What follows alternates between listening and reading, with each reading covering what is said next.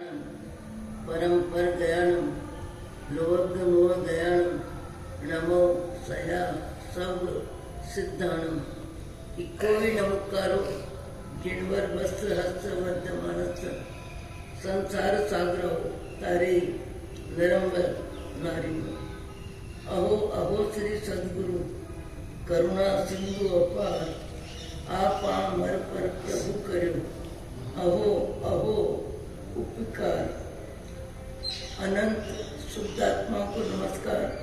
शुद्ध आत्मा स्वरूप प्राप्ति का लक्ष्य जिनका बन चुका प्रयत्नशील उन सभी साधकों को नमन नमन नमन। भगवान महावीर स्वामी के शासन में राजस्थान की धरती कोटा शहर दानवाड़ी दादावाड़ी परिसर में आप हम सब अपने ही चेतन चिदानंद को जागृत करने के लिए सत्संग स्वाध्याय में सम्मिलित करना है। लगभग 4.5 महीने 4.25 महीने सत्संग के माहौल को हो गया। आए दिन महापुरुषों के विचार सुनते हैं, आए दिन व्याख्यान में कई प्रसंग बहुत अच्छे भी लगते हैं, कभी मन कम भी लगता है, कभी ज्यादा भी लगता है, कभी बहुत भी लगता है, कभी नहीं भी लगता है। पर जीव को सब तरह के विचार आते हैं, पर जीव को जीव की तकलीफ का विचार नहीं आता। जीव को जीव की तकलीफ का विचार नहीं आता कि ये शरीर छूटने वाला है। जैसे मुझे 10 बार विचार आता है कि ये शरीर छूटने वाला है, पर आने वाला शरीर कौन सा मिलेगा, कैसा मिलेगा, और उस शरीर में कर्म का उदय कैसा होगा, और कर्म के उदय के अनुसार जो व्यवस्था मिलेगी उसको जीव स्वीकार करता ही है।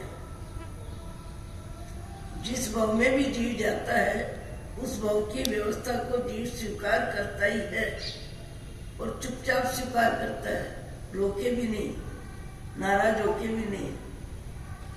कर्म का उदय जिसका जैसा है, कर्म बंधन का रिजल्ट जिस गति में जैसा मिलता है वैसा रिजल्ट जीव स्वीकार करता है,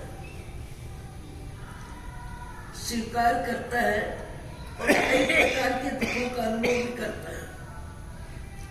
अपमान भी सहन करता है, अव्यवस्था भी सहन करता है, भूख भी सहन करता है, प्यास भी सहन करता है, अपमान भी सहन करता है। पर सुख और दुख का संबंध शरीर से है कि जीव से है? दुख सुख का अनुभव शरीर करता है कि जीव करता है? सुख दुख का अनुभव जीव करता है।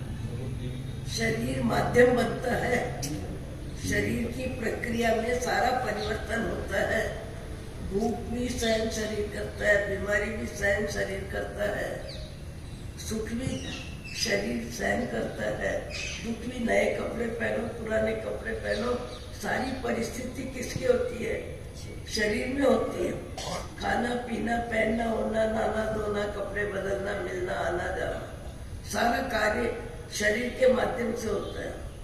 पर शरीर के माध्यम से जो भी जिंदगी के कार्यक्रम है उसका अनुभव कौन करता है?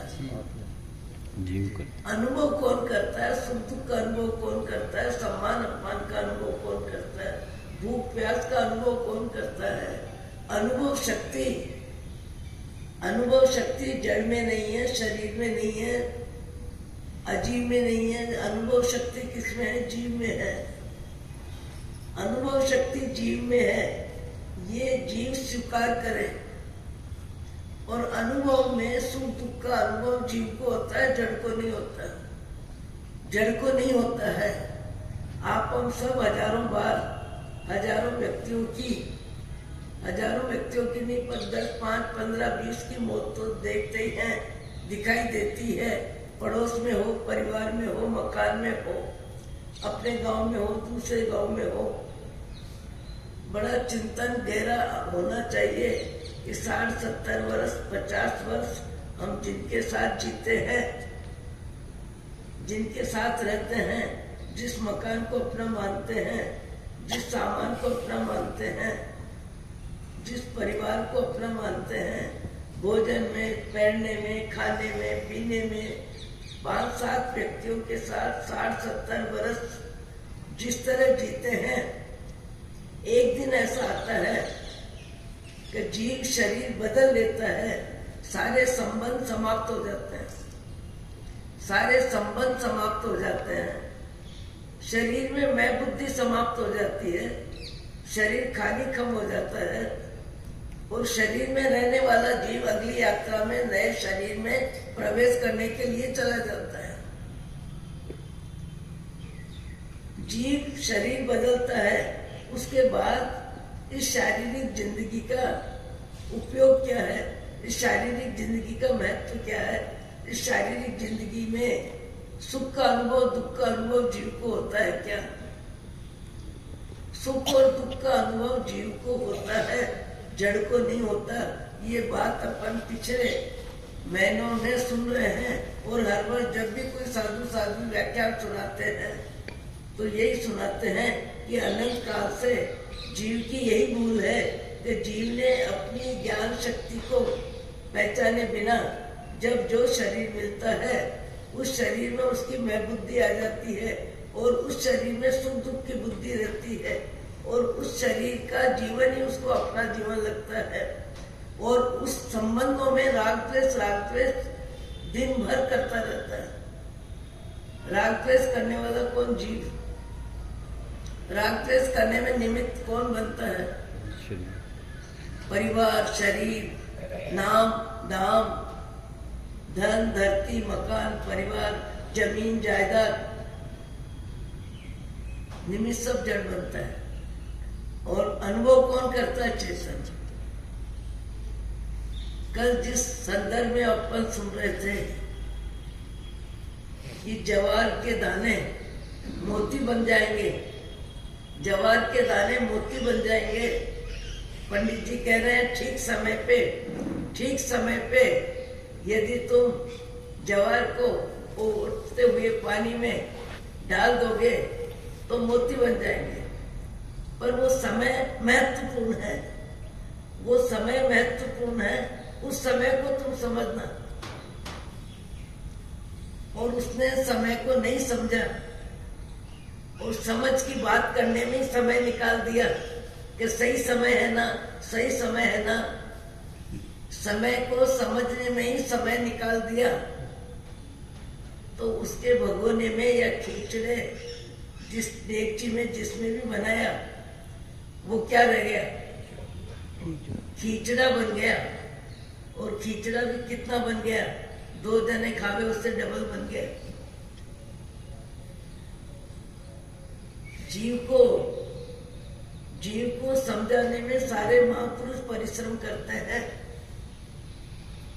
सारे महापुरुष परिश्रम करते हैं कि जीव इस भाव में तुम समझो, इस भाव में तुम समझ सकते हो, इस भाव में तुम्हारे पास बुद्धि है, इस समय तुम्हारे पास परमात्मा का मंदिर है, शास्त्र स्वाध्याय है, सज्जनों की संगति है। ये भाव अमूल्य में अमूल्य है। पर हमको भाव का महत्व समझ में नहीं आता है, हमको भाव का महत्व समझ में नहीं आता है। भाव में क्या मिला, कितना मिला, कैसा मिला और कितना चाहिए और उसके लिए परिश्रम। जीव पूरी जिंदगी शारीरिक सुख दुख में पूरा समय बिताता है, पर जो समय उसको मिला है आत्मा के कल्याण के लिए, उस समय को जीव महत्व नहीं देता। जैसे उस बहन ने जवार के दाने, जवार का खींचड़ा ही बना, ऐसे ही जीव ना समझी में 1,84 योनि में 4 गति में ऊपर नीचे कभी पशु कभी पक्षी, जैसे जवार के दाने के मोती नहीं हुए, खींचड़ा हो गया, ऐसे ही इस भाव में हम जितना भी राग द्वेष करते हैं, जितना भी तेरा मेरा करते हैं, उसमें आत्मा का कर्म बंधन होता है और आत्मा कर्म का भुगतान दूसरी गति में जाके करती है और उस परिस्थिति को जीव स्वीकार करता है। अभी सवेरे से मैं चिंतन में वही आ रहा है, क्या पक्षी, कौन सा पक्षी? मोर पक्षी है और मोर का बच्चा या बच्ची जो भी है वो उसको आसपास घूम रहा है। मोर की महिमा कितनी ज्यादा है, हर गति में, हर जाति में, सब जगह जीव संतान को संभालता है, अपने शरीर को संभालता है, मृत्यु से बचता है, अपमान यानी परेशानी से बचता है और बराबर ध्यान रख रहा है। बराबर मनुष्य बच्चों का ध्यान रखे, क्या बड़ी बात है। मोर भी मैं आधी 15 मिनट तक हम लोग देख रहे थे कि वो बराबर चलता जा रहा है, चलता जा रहा है और बार बार अपने बच्चे को देखता जा रहा है और बच्चा भी मोर के आसपास ही घूम रहा है, दूर नहीं जा रहा है, क्योंकि उसको भी ये ज्ञान है कि मेरी माँ ये है और मुझे कोई तकलीफ ना हो, इसका मेरी माँ को ध्यान है। हर शरीर में, हर जिंदगी में, हर भाव में जीव ने अपनी दया नहीं करी, अपना भविष्य नहीं सोचा, अपने गुणों का ध्यान नहीं किया। ये गलती जीव अनंत काल से कर रहा है और अनंत काल से सुख दुख भोग रहा है। मनुष्य भाव में भी हजारों जीव, लाखों जीव अपनी आंखों के सामने बीमारी भोगते हैं, पैसे की कमी भोगते हैं, अभाव भोगते हैं, परेशानी भोगते हैं, अपन आंखों से देखते हैं पर अपनी आंख खुलती नहीं है। आंखों से सब दिख रहा है, सारा संसार दिख रहा है, पैसा भी दिख रहा है, परिवार भी दिख रहा है, सम्मान भी दिख रहा है, अपमान भी दिख रहा है, क्या नहीं दिख रहा है, सब दिख रहा है। ऐसे भी व्यक्ति है जो रोटी को रो रहे हैं, ऐसे भी व्यक्ति है जिनका धन संभाले भी नहीं संभाल रहा है, ऐसे भी व्यक्ति है जो धन को ही संभाल रहे हैं, ऐसे भी व्यक्ति है कई जो दूसरे जीवों की दया में, दूसरे जीवों की व्यवस्था में अपने तन मन धन को लगा रहे हैं। सब तरह के व्यक्ति है और सब तरह के व्यक्ति, सबसे बड़ी भूल मनुष्य भाव मिला। इस समय को समझना, इस समय को समझने के लिए महापुरुषों ने मार्गदर्शन दिया। जैसे पंडित जी ने माथा पकड़ा और पत्नी ने रिजल्ट भोगा, वैसे ये समय निकल जाएगा, ये समय निकल जाएगा और जीव फिर दूसरी गति में जाएगा। और ज्यादातर मनुष्य भाव में, पुण्य के उदय में जीव पाप का बंध करता है और पाप का संबंध तिर्यंत गति में मिलता है और वहां उस परिस्थिति को जीव स्वीकार करता ही है।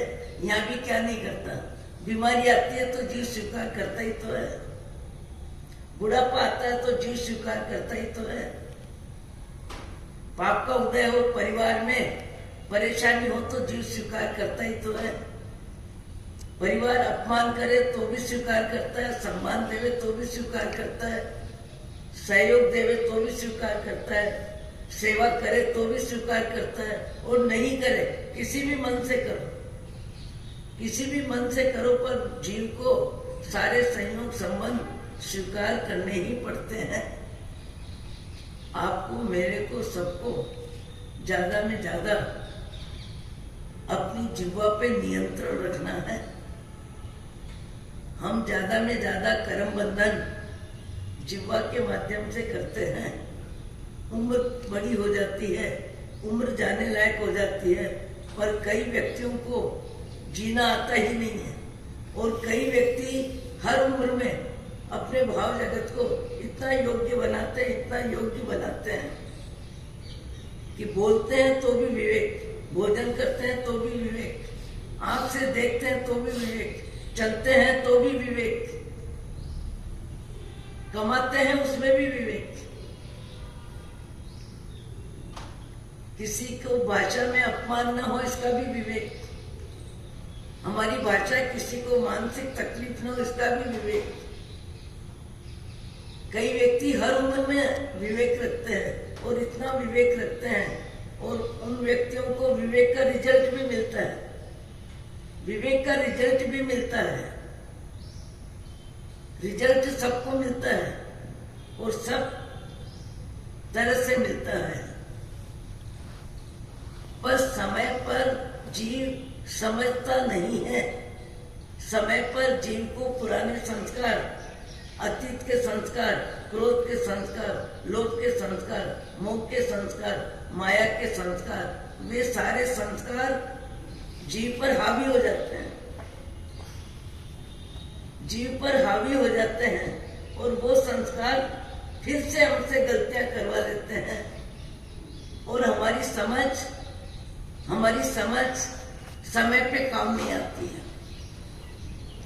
दिनचर्या में मैं दिन भर इस बात की कोशिश करती हूँ कि मेरा मन परमात्मा के स्मरण में ज्यादा लगे, मेरा मन शास्त्र स्वाध्याय में ज्यादा लगे, सज्जनों की संगति में ज्यादा लगे, पर फिर भी पुराने संस्कार बार बार हावी होते हैं। संस्कार बदलने के लिए बहु मिला है, संस्कार बदलने के लिए बहु मिला है। ये बात कब समझ में आएगी? जाने के दिन आ रहे हैं। संस्कार बदलने के लिए बहु मिला है, क्रोध कम करने के लिए बहु मिला है, लोभ छोड़ने के लिए बहु मिला है। एक व्यक्ति भोजन करता है, पेट पूर्ति करता है, पर ध्यान रखता है जीवाराम ये पेट की क्रिया है, ये शरीर की आवश्यकता की पूर्ति है, तुम इस भोजन में तुम्हारी उपस्थिति है, भोजन में तुम्हारी उपस्थिति है, भोजन तुम्हारी जानकारी में है, भोजन तुम्हारे लिए नहीं है, भोजन तुम्हारे लिए नहीं है। तुम अरूपी आत्मा हो, तुम अरूपी आत्मा हो, शरीर रूपी है, भोजन रूपी है, रूपी रूपी की जगत पूरी करता है।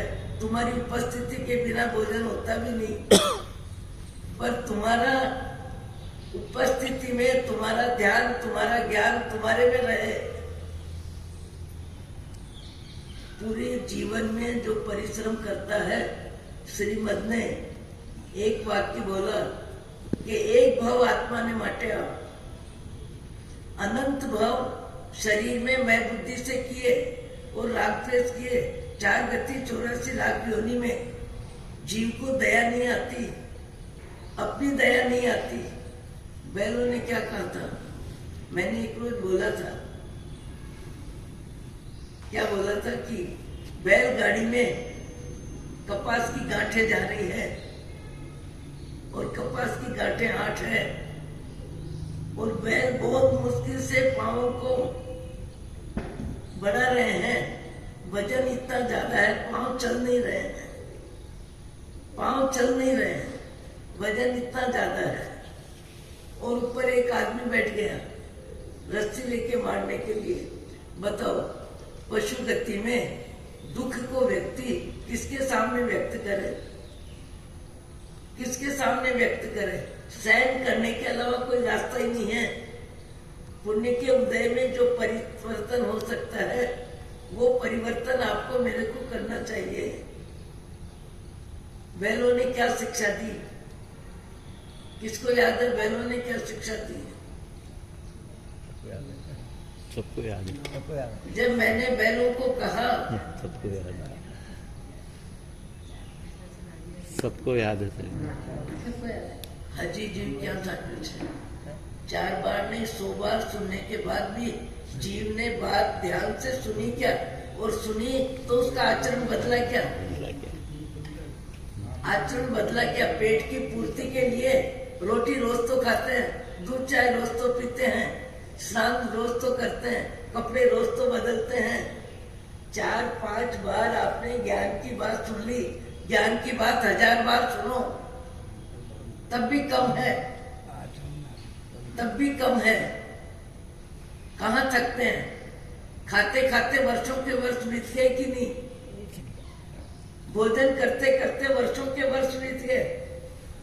2 बार 3 बार एक दिन में व्यक्ति भोजन के लिए बैठता है और भोजन में पसंद का राग बना रहता है।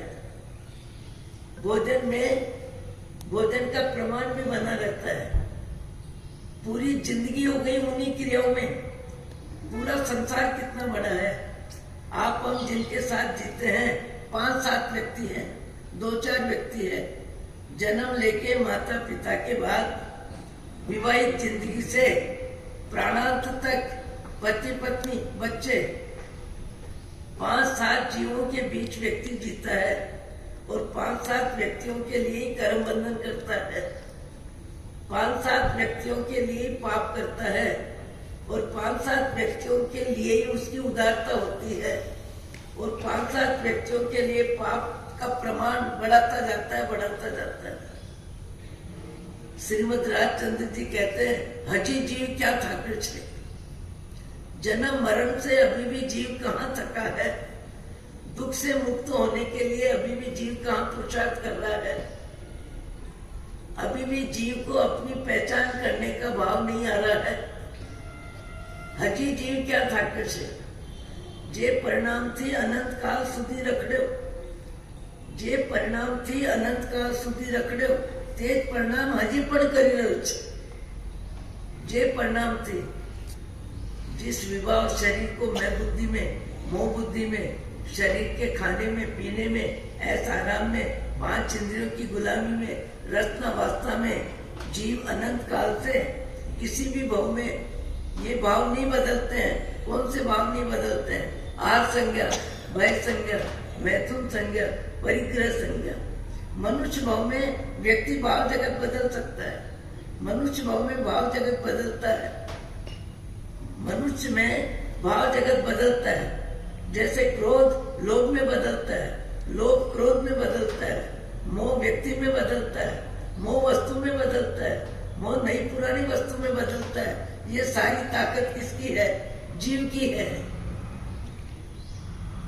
सारी ताकत जीव की है और जीव कर्म बंधन करता है, पुराने कर्मों को भोगता है और नए कर्म का बंधन करता है। पशु गति में पाप का उदय, पाप का बंध। उदय भी पाप का है और बंध भी पाप का है, क्योंकि उसे जीवन में अधिक ज्ञान शक्ति ही नहीं मिली है, सोचने की शक्ति नहीं मिली है। केवल शारीरिक जिंदगी जितना ही उसके पास ज्ञान है, उसके पास साधन ही नहीं है, उसके पास कोई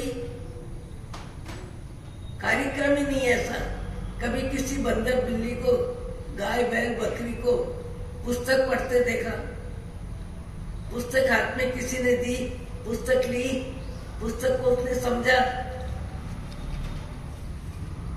किसी मोहल्ले में, किसी शहर में गायों को माला फेरते हुए देखा? बैल को माला फेरते हुए देखा?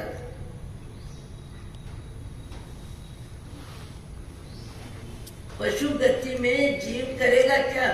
क्योंकि उसका ज्ञान ही शारीरिक जिंदगी जितना है, इससे ज्यादा उसमें ज्ञान ही नहीं है। ये तो मनुष्य के पास ज्ञान है और इतना ज्ञान है कि प्लेन आकाश में उड़ा दी, दुनिया को मोबाइल में समेट दिया। ये ज्ञान किसका है? आत्मा का है। आत्मा का ज्ञान आत्मा अपने लिए काम में नहीं लेती है, संसार में काम में लेती है, मोह माया में काम में लेती है। जिनको अपना ध्यान आ जाता है, जिनको अपना ज्ञान हो जाता है, ऐसे व्यक्ति जीवन में भाव जगत को बदलते हैं। भाव जगत को बदलने का लिए भाव मिला है। भाव जगत बदलता नहीं है और बाह्य जगत बहुत प्रतिकूल भी होता है, बहुत प्रतिकूल भी होता है, तो आंसू निकलते हैं, पर उपाय नहीं है, इसलिए पुण्य का उदय नहीं है। वैसा नहीं है। एक बच्चा है, आम का टोकरा लेके और घूम रहा है और घूम के सोच रहा है जब आम मेरे बिक जाए, पैसे मिल जाए, तो मैं जल्दी में जल्दी माँ को दवा ले जाके दूंगा, दूध और दवा के लिए मुझे पैसे चाहिए। घूम रहा है बराबर, सब तरफ घूम रहा है। आम आम आम, पर खरीदने वाले नहीं मिल रहे, लेने वाला नहीं मिल रहा है, लेने वाला नहीं मिल रहा है, खरीदने वाला नहीं मिल रहा है। पर एक ऐसा महानुभाव मिला, एक ऐसा महानुभाव मिला जिसने कहा क्या है बच्चा? बोले आम है। कितने हैं? कि इतने हैं। कितने के हैं? इतने रुपए के हैं। अभी तक बिके नहीं क्या? बोले कोई लेने वाला ही नहीं है। मेरी माँ को बुखार है, मेरी माँ बुखार में सो रही है, मुझे उसको दवा देना है, मुझे उसको जाके दूध देना है। पर पैसे के बिना, संसार में पैसे के बिना जरूरी जरूरत में भी आदमी के आंखों में पानी निकलता है। उस सेठ को दया आ गई और बच्चा है, कितना घूम रहा है, कब से घूम रहा है, कब से घूम रहा है, और मैं आम बेच नहीं पा रहा हूं। सेठ कहता है दे, सेठ कहता है दे दे, सारे आम दे दे, यहाँ रख दे, और कितने पैसे चाहिए ले जा। वो पैसे देता है और पैसा लेता है और लेके बच्चा जाता है। और जाने के बाद जाते जाते जाते रास्ते में उसके हाथ पांव में तकलीफ हो जाती है, गिर जाता है, एक्सीडेंट हो जाता है। दूसरा कोई व्यक्ति परिचित मिलता है, उस परिचित व्यक्ति को कहता है अरे भैया मेरे पांव में चलने की शक्ति नहीं है, मेरी माँ को तकलीफ है, तुम जल्दी में जल्दी जाके और मेरी माँ को दूध दवा देने के लिए पैसे ले जाओ। माँ के जीवन का समय खत्म हो रहा है, जीवन का समय खत्म हो रहा है, और बच्चा उठ के जाता है, पहुंचता है, पहुंचने से पहले उसकी माँ का परलोक हो गया। बच्चा रोता है, दुखी होता है, परेशान होता है, उसको बार बार ध्यान आता है कि मेरी माँ दवा के बिना चलेगी, जबकि आयुष्य पूरा होने पर ही जाता है। दवा लेने से भी कोई नहीं जाता है, दवा नहीं लेने पर भी नहीं जाता है, जाता आयुष्य के खत्म होने पर है। पर उसको बहुत गहरा फील है, माँ चली गई, पर उसका समय बदल जाता है, समय बदलता है, और इतना समय बदलता है कि उस व्यक्ति को व्यापार में सफलता मिलती है। और सफलता इतनी मिलती है कि मकान भी घर का है, दुकान भी घर की है, 2-3 नौकर भी है, और व्यापार भी चल रहा है। पर उसके भाव जगत में पैसे के प्रति जैसा विचार होना चाहिए वैसा विचार होता ही नहीं है। और जो मिलते हैं, जब मिलते हैं, जहां भी मिलते हैं, लोग सब क्या करते हैं? प्रणाम प्रणाम प्रणाम प्रणाम। बहुत जल्दी पैसे वाले को प्रणाम बहुत जल्दी होता है। गरीब आदमी कितना भी अच्छा हो, उसको जल्दी से प्रणाम करने का भी भाव नहीं आता। सब उसको प्रणाम प्रणाम प्रणाम करते हैं। वो कहता है प्रणाम प्रणाम, सुनता है सबका, किसी को प्रणाम नहीं करता। प्रणाम करता नहीं, प्रणाम सुन लेता है। सुनने के बाद 2-3 व्यक्तियों ने हिम्मत करी और हिम्मत करके बोला कि तुम सबके प्रणाम सुनते हो, किसी को प्रणाम करते नहीं हो, तुम कैसे सेठ हो? तुमको ही पैसा मिला है क्या? तुम ही भाग्यवान हो क्या? आखिर तुम्हारे में इंसानियत तो होनी चाहिए, प्रणाम का बदला प्रणाम तो करना चाहिए। तुम बोलते हो कह दूंगा कह दूंगा कह दूंगा, एक ही शब्द बोलते हो कि कह दूंगा। 2-3 व्यक्तियों ने पकड़ लिया, बोले मेरा मन जानता है मैं क्या बोलता हूँ, क्यों बोलता हूँ, मैं बताना भी नहीं चाहता। 2-4 व्यक्तियों ने अति आग्रह किया कि बताना पड़ेगा, बताना पड़ेगा। बोले मेरे जीवन की कहानी बड़ी दुखद है। मेरे जीवन में ऐसा समय था जब मेरी माँ को दवा की जरूरत थी, पानी की जगह दूध की जरूरत थी, उस समय मेरे परिवार में सदस्य नहीं थे, मैं अकेला था और मैंने कोशिश करी, पर मुझे पैसा जब चाहिए तब नहीं मिला। आज मेरा समय बदल गया, आज परिस्थिति बदल गई, कितनी भी बदल गई, पर उस समय मेरे परिवार के सदस्य और पड़ोस के सदस्यों में भी दया भाव नहीं था। मेरी जरूरत में उपयोगी कोई नहीं बना और आज मैं पैसे में इतना आगे आ गया, व्यापार में इतनी सफलता मिल गई, मेरे को इस पैसे का कोई महत्व समझ में नहीं आता है। क्यों नहीं समझ में आता है? बोले मुझे समझ में नहीं आता। व्यक्ति की कीमत नहीं है दुनिया में, पैसे की कीमत है।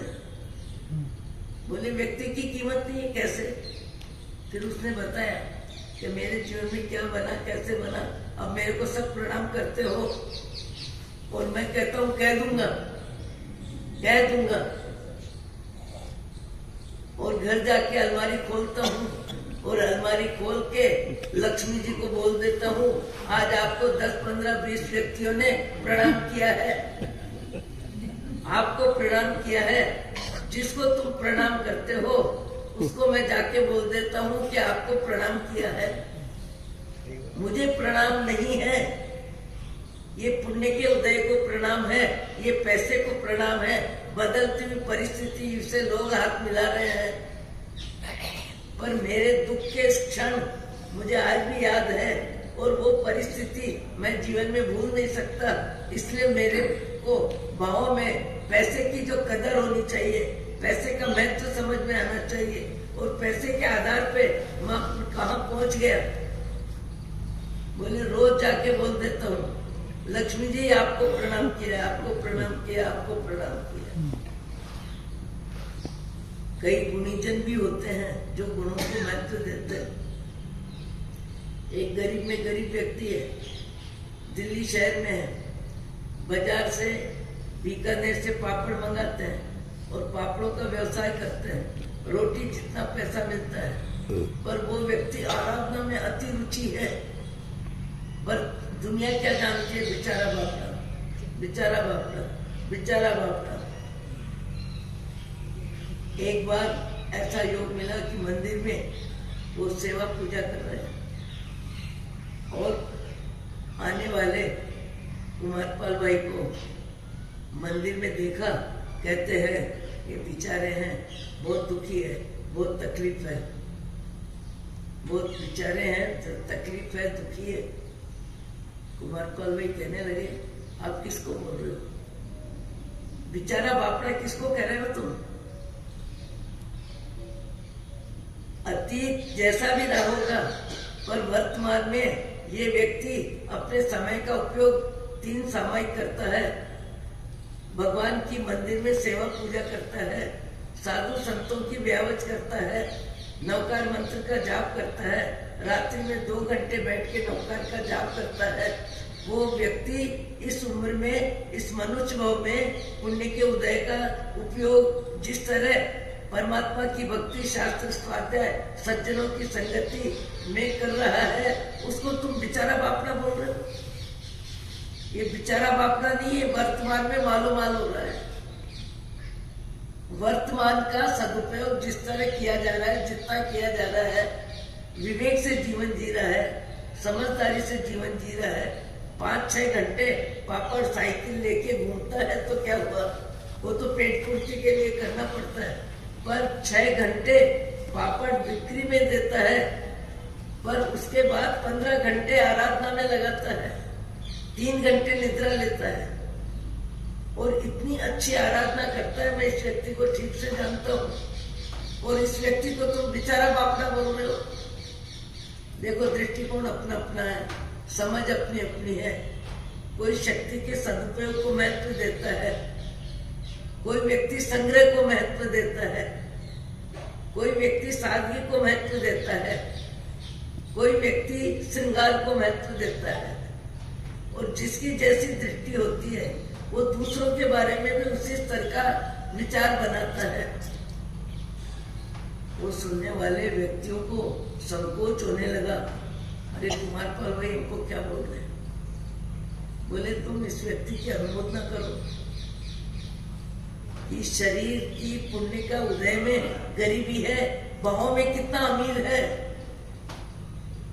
भाव में अमीर है कि परमात्मा की भक्ति में इसका मन लगता है, आंबिल के तप में मन लगता है, परिवार की सेवा में जरूरत जितनी व्यवस्था में काम चलाता है, गिड़गिड़ाता नहीं है, रोता नहीं है, किसी के सामने हाथ फैलाता नहीं है, और अपने भाग्य को जीते वो भगवान बनता है। भाग्य को जीते वो भगवान बनता है। भाग्य को जीतना, भाग्य को कैसे जीतता है? व्यक्ति को भीतर में भाव जगत में जब परमात्मा तुल्य आत्मा का एहसास हो जाता है, वो व्यक्ति भाव में भाग्यवान बनता है, और भाग्यवान बनता है फिर वो भाग्य का सदुपयोग करता है। भाग्य को प्राप्त करके इतराता नहीं है, भाग्य का उपयोग अपने शरीर पे ज्यादा करता नहीं है, धन को देख देख के राजी नहीं होता है, उसका संग्रह करके राजी नहीं होता है, उसकी सार संभाल में जिंदगी नहीं देता है। भाग्यवान को जो भाग्य को जीत रहे, पाप के उदय को भी जीते और पुण्य के उदय को भी जीते। पाप के उदय में भी अपने आप को बेचारा बापला धर्मी व्यक्ति नहीं मानता। धर्मी व्यक्ति जानता है पुण्य पाप की फिल्म तो बदलती है जीवाराम, पुण्य भी बदलता है, पाप भी बदलता है। तुम्हारे को जीवन में शरीर की स्वस्थता मिली है, और शरीर की स्वस्थता मिली है इसलिए आराधना के लिए तुम्हारे लिए अनुकूल समय है। आराधना के लिए अनुकूल समय है। तुमको आराधना बढ़ानी चाहिए, साधना बढ़ानी चाहिए। ये धन को देख देख के क्या राजी होते हुए एक रोज छूटने वाला है। शरीर की सुंदरता भी राख में बदलने वाली है। परिवार का मोह भी छूटने वाला है। मकान भी छूटेगा, परिवार भी छूटेगा, अपनी शरीर की व्यवस्था भी बदलेगी। अपना शरीर भी बीच की उम्र में 15 वर्ष से 25, 30, 40, 50 वर्ष की उम्र में व्यक्ति को अपना शरीर भी आकर्षक लगता है। सुंदरता भी मोहित करती है, शिक्षा भी मोहित करती है, पढ़ाई लिखाई भी मोहित करती है, कमाई भी मोहित करती है। मोह की जिंदगी में जीव इतना व्यस्त रहता है और इतना व्यस्त रहता है कि मोह की जिंदगी में मोह बढ़ाता जाता है, मोह बढ़ाता जाता है। आप पैसे में पैसा डालो, पैसा बढ़ेगा। भगवान का नाम ज्यादा में ज्यादा लो तो भगवान का नाम बढ़ेगा। तब कर लोगे तो तब बढ़ेगा, जब करोगे तो जब बढ़ेगा। दया भाव जीवन में लाओगे तो दया भाव बढ़ेगा। ज्यादा में ज्यादा क्षमा भाव का अभ्यास। आज सबसे ज्यादा जीव को समता और क्षमा भाव का अभ्यास करने की जरूरत है। पर पुण्य के उदय में क्षमा भाव 9 to 11 हो जाता है। पुण्य के उदय में व्यक्ति की ताकत सुनने की खत्म हो जाती है और सुनाने में उसकी जबान चल जाती है। पुण्य का उदय हो और पुण्य के उदय की फिल्म में व्यक्ति आसक्त होता है, अहंकार में होता है, तो व्यक्ति कभी कभी बोलते हो किसको बोल रहे हो, किसको बोल रहे हो, मेरे को बोल रहे हो, यानी मैं कौन। पुण्य का उदय अज्ञानी के मस्तिष्क में हावी होता है। पुण्य का उदय पाप का बंद करवाता है। पुण्य का उदय अपने आप को बड़े आदमी की पहचान करवाता है। पुण्य का उदय परिग्रह का राग बढ़वाता है। पुण्य का उदय खाना पीना सब प्रवृत्ति में व्यक्ति की पाप की प्रवृत्ति बढ़ती है। मैंने कहा नहीं परसों एक व्यक्ति कहता है मैं दिन में 3 बार स्नान करता हूँ और बाल तो बार बार काट, आईने के सामने खड़ा होता हूँ तो बाल ठीक करता ही रहता हूँ, चेहरे को देखता ही रहता है। देखता कौन है? देखता कौन है? जीव। दिखता कौन है? शरीर। दिखता कौन है? शरीर। देखता कौन है? जीव। जीव रूपी है, शरीर रूपी है। शरीर तो बदलते ही रहते हैं, बदलते रहते हैं। कुत्ते का भी शरीर है, गाय का भी शरीर है, बैल का भी शरीर है, बकरी का भी शरीर है। सारे शरीरों में हमारा जीव अनंत बार घूम चुका है। अभी भी संसार से छुट्टी लेने का भाव नहीं आता है। अपने स्वरूप में, अपनी स्थिरता में, अपने ज्ञान ध्यान में जीव का मन नहीं लगता है। बात कितनी भी करें हमारा मन पर पंचायती में लगता है, दूसरों की बात में लगता है, खाने में लगता है, कमाने में लगता है। विरले व्यक्ति हैं जिनका मन परमात्मा की आज्ञा में, परमात्मा के मार्गदर्शन में मन बदलता है, और इतना बदलता है कि सुनने वाले देखते ही रह जाते हैं कि ऐसा भी मन बदलता है। हम मन बदलने के लिए मनुष्य भाव मिला। कहीं ऐसा तो नहीं है कि पुण्य के उदय में हमारा क्रोध बढ़ रहा है, पुण्य के उदय में खाने की लालसा बढ़ रही है, नित नई चीज खाने का मन हो रहा है, पुण्य के उदय में ज्यादा परिग्रह बढ़ाने की रुचि हो रही है, पुण्य के उदय में ज्यादा आरंभ समारंभ में रुचि है।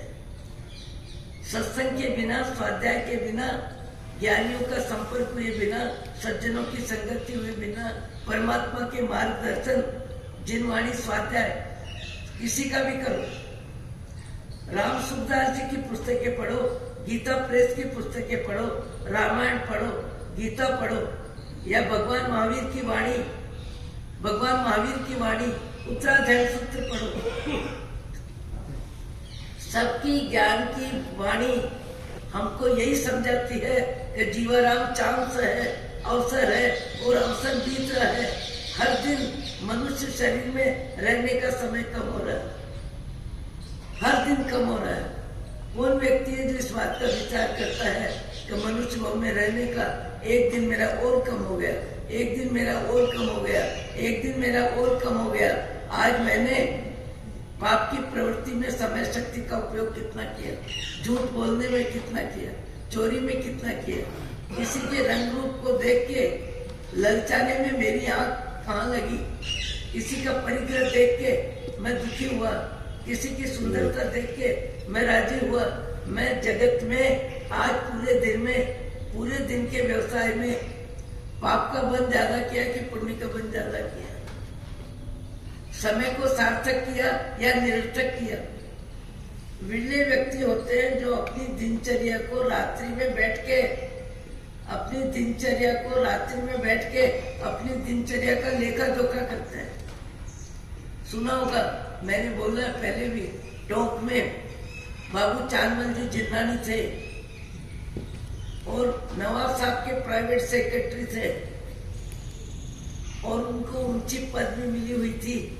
पर उसके बाद भी यदि उनको नवाब साहब के साथ 4 बजे भी जाना हो तो 12 बजे उठ के 3 सामायिक करते थे, 12 बजे उठ के 3 सामायिक करते थे। 8 सामान्य लेते थे, एक पाठ पे विस्तार, पाठ पे सोना, और पूरा जीवन जवाबदारी में, कर्तव्य में नवाब साहब की ड्यूटी बराबर देते थे।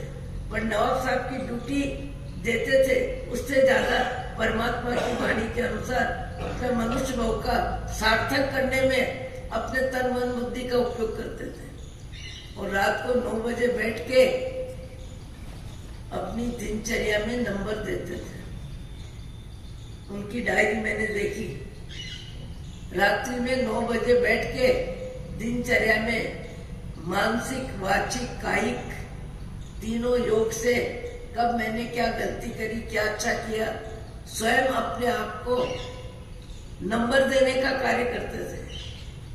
पेपर बनाते थे, रोज का पेपर, और रोज रात को बैठ के अपनी दिनचर्या में कहाँ मैंने क्या गलती करी, कहाँ मैंने क्या अच्छाई करी, मेरी आत्मा में आज निर्मलता बढ़ाई या मैंने पाप का प्रमाण बढ़ाया, आज का दिन मेरा पशु गति में जाने लायक कर्मों का संग्रह किया या फिर से मनुष्य बनने लायक सद्गुणों का मैंने उपयोग किया।